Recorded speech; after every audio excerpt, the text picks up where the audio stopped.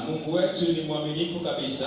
And we give all the glory for our Lord Jesus. Na tunampatia utukufu Bwana wetu Yesu Kristo. I'll be short because of the testimonies Nitakuwa mfupi kwa sababu ya ushuhuda that the Lord is doing at Eldoret. kwa kile ambacho Bwana anatimiza kule And Eldoret. receive all of the glory. Na tunampa utukufu wote.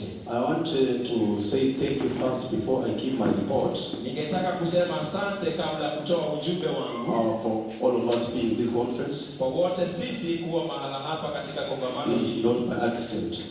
na sio jambo ambalo ni la It kiajabu. is God who made you to be here. Ni Mungu aliyekufanya wewe kuwa mahali hapa. I remember one time I was sent right from here Nakumbuka wakati mmoja nilituma kutoka hapa, some years back ni miaka kadha iliyopita, with my wife Emily tukiwa na mke wangu Emily and my 3 children, na watoto wangu watatu, and we went right to Matunda. na tukaenda kule Matunda, And after Matunda, God gave us a time to come to Eldoret town.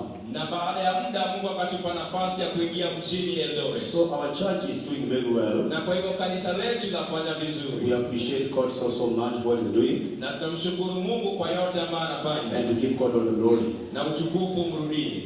Last year, December, from 3rd to 5th, Mwaka uliopita Disemba kuanzia tarehe 3 hadi 5, we had a grateful and powerful revival with our senior pastor Safari. tulikuwa na uvuvio mkuu sana It was so wonderful and grateful. ambayo ilikuwa ya ajabu na pia yenye Thank nguvu. you, Pastor, for having with us all that moment. Na asante mchungaji kwa kukuwa na nafasi na sisi. And may God bless you so much. Na Mungu akubariki sana. And this year, Na mwaka huu it is so committed to preach the gospel.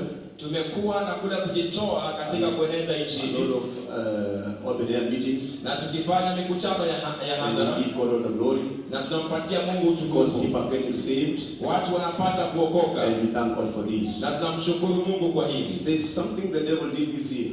Kuna kitu ambacho The devil did this year. Ibilisi alifanya mwaka huu.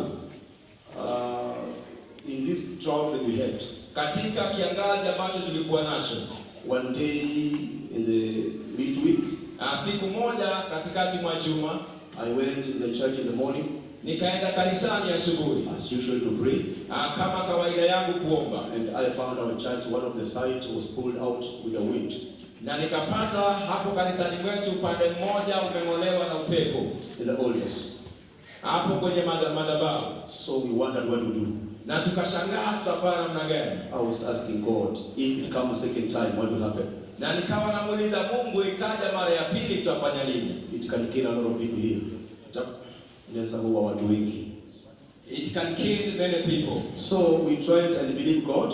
Na kwa hivyo tukajaribu, tukamwamini Mungu. I called our pastor, senior pastor Safari. Nikamwita mchungaji wetu mkuu, mchungaji I told Safari, him we have a problem here, na nikamweleza tuko na shida hapa, and we want you to come in and help us what you can do. tungetaka uingilie kati tusaidie. So let me say this in short, Wacha niseme haya kwa mafupi. that God helped us to reconstruct that church again. Mungu alitusaidia tukaweza kukarabati kanisa hilo It's tena, shining right now, na sasa hivi liko sawa and we can accommodate a lot of people.